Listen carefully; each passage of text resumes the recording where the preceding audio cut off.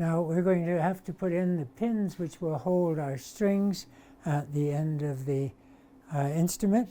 I've measured down 5/8 of an inch, which is about right. It doesn't have to be exact.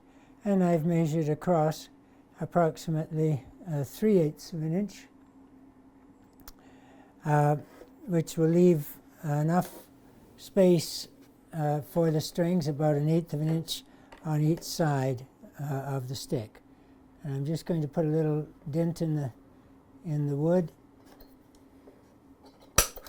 It's not absolutely necessary, but it helps. And so we've now put a pock mark in the wood, and I'm going to use a drill motor once again. In this case, it's a small drill. It's a 5/64 inch drill. And we'll hold it vertically and try to be gentle with it. And away we go. 1, 2, 3. And that now gives us room. And in that space, we'll be putting our pins that hold the strings. And for these pins, I'm actually using some stainless steel nails. And they will slip in, and the strings will pull up against them. And the weight of the strings will hold it in the space. Now, to seal the soundboard particularly, because it tends to attract dirt where your hands touch it, we're going to use a filler. And this is Aqua Coat clear grain filler, which seems to work very well to do this and sets it up for a nice finish. It's a bit of a strange consistency. It is basically like a gel, and we put a little bit on and work it around, and it takes a while to fill completely, but it does do it. It does fill it. It's very thick. It doesn't flow at all. It basically fills but doesn't flow. So we're going to try and work it into the wood, across and through the grain, but making sure as best we can that we've got it all over. Most of it, in fact, will be sanded off when we're finished, but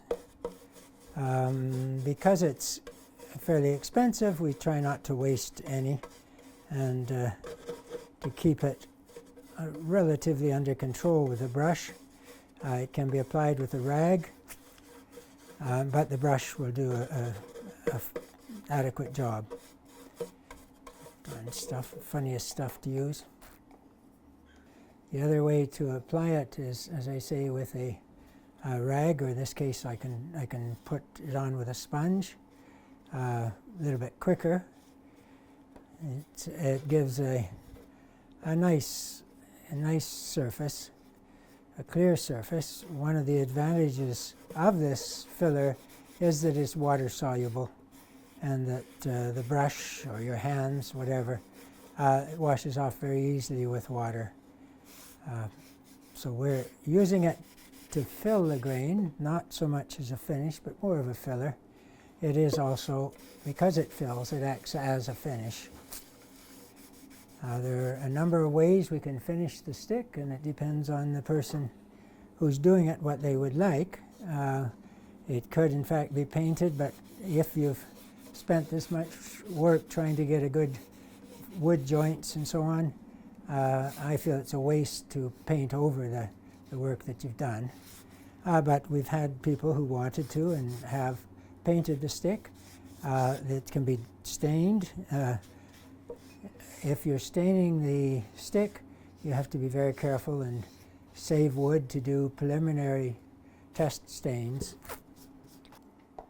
So this is an acrylic material, so it does dry very firmly. It does, I believe, will make it easier to make the finish by quite a bit. I am going to run past over my fret slot, so we'll have to recheck them when we put our frets in.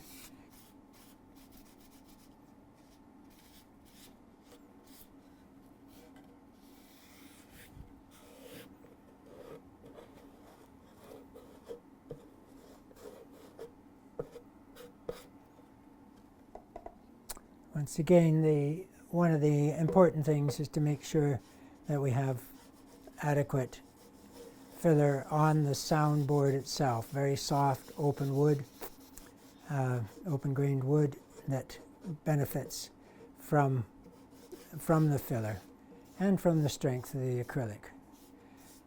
As we are putting the finish on, I get the impression that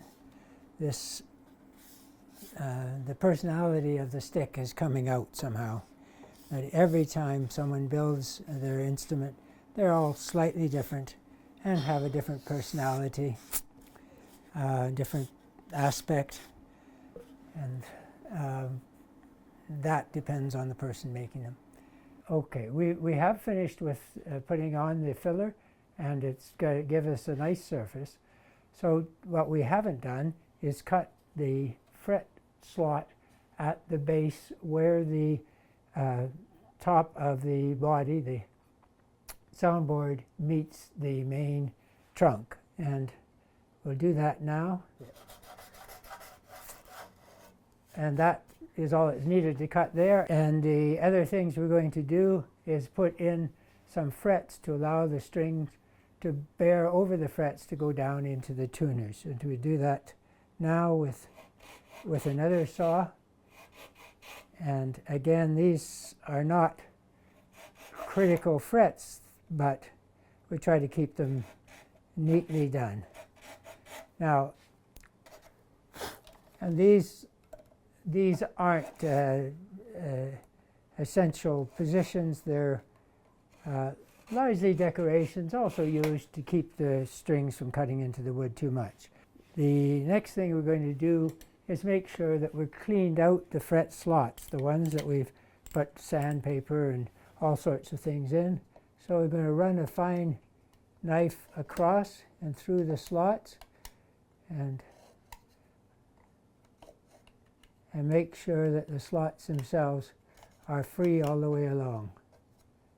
A little piece there.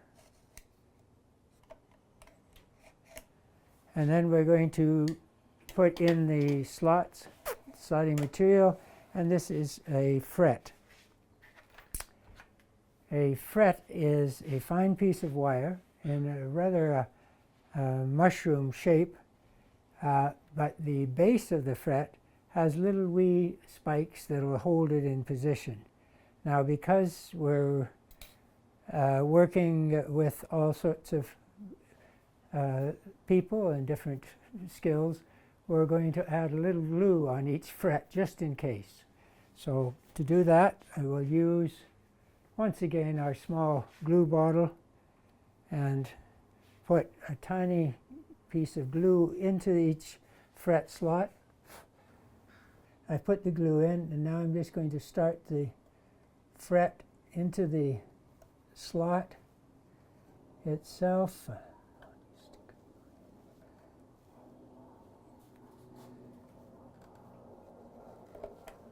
Once I get it started, I'm going to give it a little pound with the hammer, and we'll just take, now we take a side cutters, end cutter, sorry, and we're going to cut the fret off, trim that fret, and we get ready and place the next fret, and once again give it a blow with the hammer, and make sure that there is no space beneath it, that I could run my fingernail underneath it or anything else there. And again we cut, and we've got one more slot with the glue in it.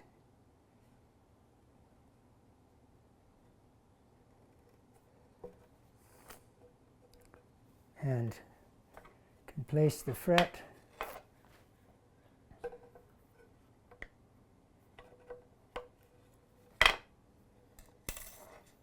and again I'll give it a a fairly sharp blow, and we're going to proceed along and do all the frets in the same way. Now that we've got the frets inserted, I've wiped the frets off with a little bit of a damp cloth to make sure any glue that might have come out on the surface of the wood has been wiped off. And I've put it back into our holder, and I'm going to now file the frets off to even the frets. And the filing is gently again, so we try to file so that the fret is forced further into the wood. And this doesn't need to take a long time, but this will determine how comfortable the fret is when you're playing. You don't want a sharp edge cutting your hand or fingers. And I'm taking the frets down until they're just even with the wood.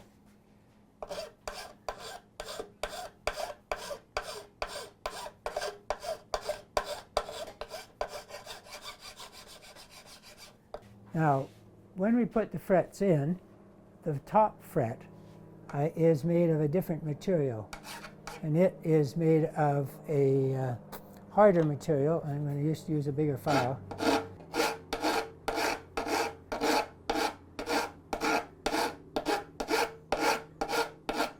So we have chosen to use what's known as a jumbo fret, or a very high fret, for the top fret. So the frets are now smooth with the surface, even with the surface, and we're going to turn and file the frets. And I'll start up here.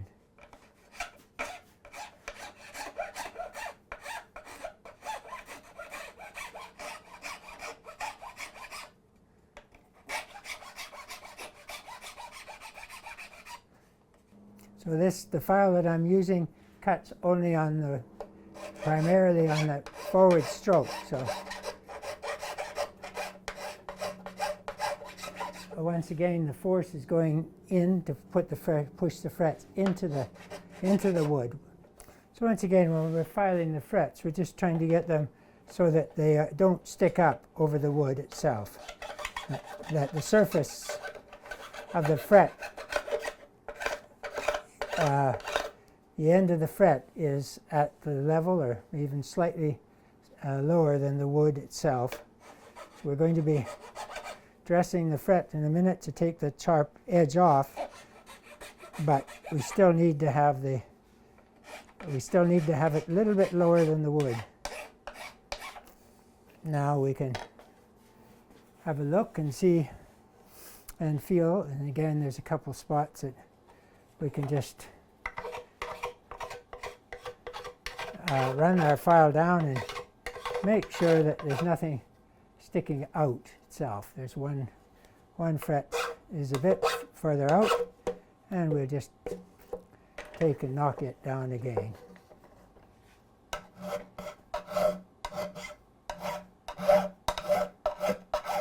If the frets are loose, they can in fact be shifted from one side to the other by this, so you have to make sure that you check both sides. And that's the main filing with the frets. The next thing we'll do with the frets is just to dress the edge of the frets slightly.